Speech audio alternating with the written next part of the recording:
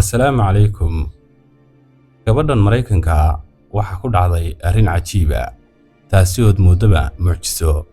Arrinkaas oo sabab u noqday inay ka soo noqoto gaalnimadii iyo ilxaadkii ay ku jirtay oo ay ku qanacdo diinta Islaamka sidaana ku qaadato. Haddaba aynu wada dhageysano qisadeeda taasi oo Ilaahay uu kaga badbaadiyay xanuun ay qabtay caafimaad sareecan uu ku siiyay kadib markii ay soo gashay diinta Islaamka. haddaba daawadayga sharafta leh waxaan ka codsanayaa qisada intaanan bilaabin inaad fiidiyowga like inoo saarto channelkana aad rukumato haddii aanad hore u rukuman. insha Allah qisooyin cajiiba oo kuwan la mid ah ayaan maalin kasta soo gelin doonaa. waad mahadsantiin. gabadhan Maraykanka oo ku noolayd New York ayaa waxa ku dhacday qiso cajiiba taasoo la odhan karo waxay ahayd mucjiso. run ahaantii dadka markay uga sheekaysay qisadii ku dhacday ma ay rumaysan xitaa haddii ay caddayn soo hordhigtay. gabadha qisadan ka warramaysa waxaa lagu magacaabaa Toni Sterling, waxaana inooga sheekaynaysaa qisaday gabadhan la kulantay iyo siday wax u dhaceen. waa qiso si dhaba ugu dhacday gabadh ka soo jeeda qoys Kaatoolig haysta. markii ay da'deedu jirtay gabadhan 26 sano waxaa baadhitaan ku sameeyay dhakhaatiirta, waxaanay u sheegeen inuu kansar kaga dhacay makaanka waliba noociisa halista ah. waxaanay dhakhaatiirtu u caddeeyeen inaanay sii noolaan doonin muddo ka badan 3 sano ilaa 4 sano. waanay adag tahay qofka dumarka ah inay dhasho iyadoo ku sugan xaaladda noocan oo kale ah. arrintaana waxaa u caddeeyey 15 dhakhtar oo ku takhasusay xanuunkan kansarka. arrintaa markay ogaatay gabadhii waxaa ku bilaabmay warwar fara badan iyada iyo qoyskeediiba, waxaanay ka rajo dhigeen inay sii noolaan doonto. waxaanay ku fikiraysay inay marun dhiman doonto maadaama xanuun fara badan ay dareemayso. riyadeedii ugu weyneed adduunkana halkaas ayay ku burburtay, taasi oo ahayd inay marun hooyo noqon doonto. xaaladda maalmihii ay ku sugnaydna waxay ku dhammaysatay oohin iyo murugo, waxaanay gashay xaalad isku buuqa muddo toddobaadyo ah. markii xaaladani ay la soo daristay laakiinse hore waxaa loo yidhi markuu albaab kala xidhmo mid kaloo Ilaahay kuu furaa. albaabka kale u furmeen waxa uu sabab noqday inay noqoto mid ku soo xanuunta oo qaadata diinta Islaamka. intii ay noolaydba waxay ahayd mid ka shakisan diinta ay haystaan waalidkeed, mar kastana ku gacan saydha caadooyinkooda ay haystaan iyagu. waqtigii ay yarayd ayaa waxay ogaatay inay diintan ay ku sugantahay aanay xaq ahayn oo aanu caqliguna qaadan karin in la caabudo asnaamta iyo waxa la midka ah. mar kastana waalidkeedu waxay su'aal ka weydiin jirtay diintan ay haystaan, waxaanay ku odhan jirtay maxay diinteennu uga sheegi weyday diinasooraadka iyo waxyaalahaas wax la mid ah. markay wax jawaaba u weyday su'aasheedii, gabadhan laydhaa Toni si degdeg ayay diintii uga baxday, waxaanay raadisay waddo kale ama diin kale oo ka wanaagsan tan. kadib markii xanuunkan ay ku sheegeen dhakhaatiirtu, waxay isweydiisay talow miyaanu jirin Ilaahay abuuray ama dhakhaatiirtanba abuuray kaasi oo awooda waxaanay cid kale awoodin, caafimaadkuna gacantiisa uu ku jiro. iyadoo ooyeysa ayay bannaanka u soo baxday, kadibna waxay tidhi ilaahaygii weynaayow waan ogahay inaad xaaladayda ka warhayso, waanan ogahay inaad hadalkayga maqlayso, ina arkayso, og tahayna waxa laabtayda ku jira. waxay tidhi ilaahayow igu hanuuni dariiqaaga tooska ah, waanad awooddaa inaad i caafiso, waayo waxaad awooddaa wax aanay cid kale awoodin. ilaahayow waxaan kaa baryayaa inaad i siiso ilmo yar oo aan ninkayga u dhalo, sidaad Maryamaba u siisay ilmo bilaa aabba ah, iyo sidaad u abuurtay nebi aadan bilaa hooye bilaa aabbaba. ilaahaygii ay gacantiisa wax waliba ku jireenow, adiga ayaan u baahanahay, adiga ayaan gargaar kaa sugayaa.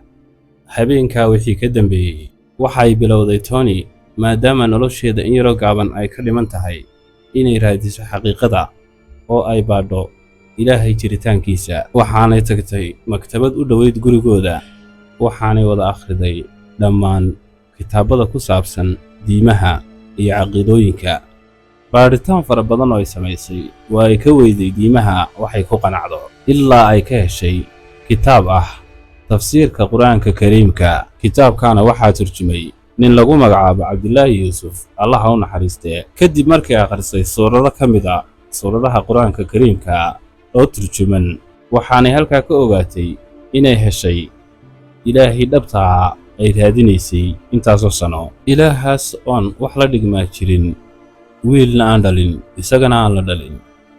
waxaanay tagtay mid ka mid a masaajidda, halkaasi oo ay cilmi badan oo diiniya ka korarsatay, isla markaana ay shahaadada ku qabsatay.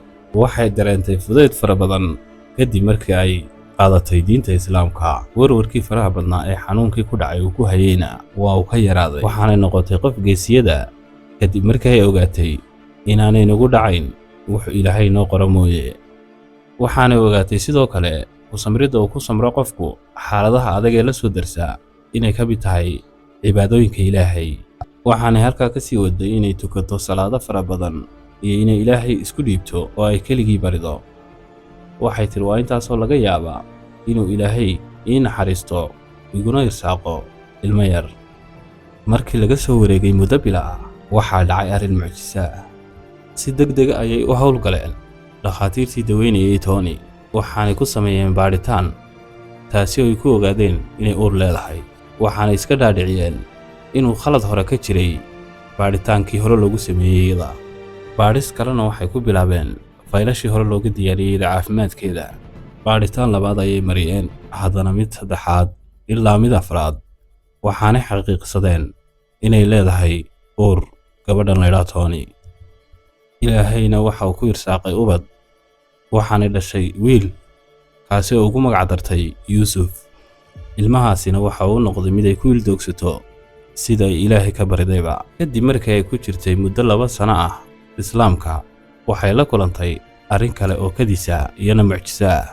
arrintaas oo ah inay dhakhaatiirtu ogaadeen xanuunkii kansarka ee hayay inuu ku dhow yahay inay ka bogsato. waa ay rumaysan waayeen dhakhaatiirtu waxa indhahooda ku arkayaan.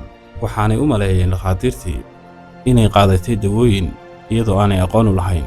kadibna way dhoola cadaysay, waxaanay ku jawaabtay dawadu waxay gacantiisa ku jirtaa dhakhtarka ugu weyn, kaasi oo ah Allah. allahaasoo naxariista, irsaaqadana bixiya, iguna irsaaqay inaan helo ubad, kaasoo i caafiyey kadib markii uu soo hadeeyey. imika Tony waxay ku jirtaa diinta islaamka muddo 15 sano ah. markii ay hore ugu sheegeen dhakhaatiirtii iyada baadhayay inaanay noolaan doonin muddo 4 sano ka badan, waxaana loo soo bandhigay inay u guurto waddamada islaamka mid ka mid ah, gaar ahaan kuwa carabta. rag fara badanna guur ayay ka dalbadeen, laakiinse way ku gacan saydhay waxaasoo dhan. waxaanay tidhi kama tegayo waalidkay, maxaa yeelay waxay noqdeen dad waaweyn. walaalahaygii kalena lama joogaan waalidiintay, iyaga ayaan daryeelayaa oo aan la joogayaa, iyaga ayaanan u gargaarayaa weligay. diinta islaamkuna waxayna fartay inaynu u asxaan samayno waalidkeen xataa haddii ay yihiin gaalo. waxaanay go'aan ku qaadatay inaanay xijaabka marnaba ka tegin, iyadoo weliba ku nool waddanka Maraykanka, gaar ahaan meel aad looga necab yahay islaamka. waxaanay kala kulantaa dadka ay la degan tahay dhibaato iyo faquuqid aad u fara badan, laakiinse waxay ku jawaabtay kama tegi doono diinteeda islaamka iyo xijaabkaygaba haddii ay waxay doonaan igu odhanayaan. waxaanay sidoo kale sheegtay inuu xijaabku gabadha muslimadda uu yahay ilaalo iyo sharaf, si walay ugu dhaleecaynayaan dadka iyada ku hareeraysani. waxaanay diinta islaamka gaadhsiisaa dumarka kale aan diinta islaamka haysan. intii ay diinta ka baratayna oo ay ku camal fashaa si wanaagsanna dariiqa ilaahay way u haysataa. waxaanay tidhi ilaahay wuu ugu soo hadeyn karaa siduu anigaba iigu soo hadeeyey diinta islaamka dadka aan haysan diinta islaamka.